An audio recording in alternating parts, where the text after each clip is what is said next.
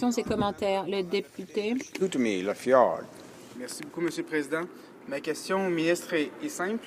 Donc, il est bel et bien conscient là, que lorsqu'on demande aux militaires qui font partie des forces armées de mettre leur vie en danger en participant à une mission militaire étrangère, il faut prendre ça avec le plus grand des sérieux.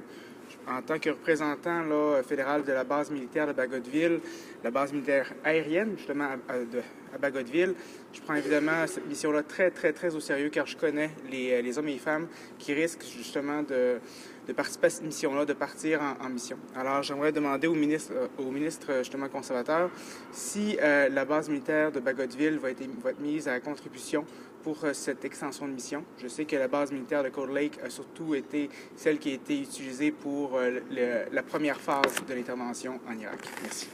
Ministre de la Défense nationale. Je remercie l'honorable député de sa question, Monsieur le Président.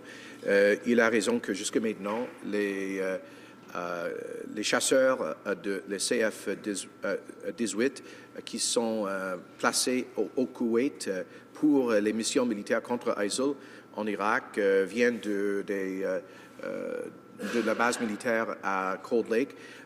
Je ne peux pas dire exactement quelles ressources seront déployées. Ça, c'est une question pour, évidemment, les commandements de nos forces militaires.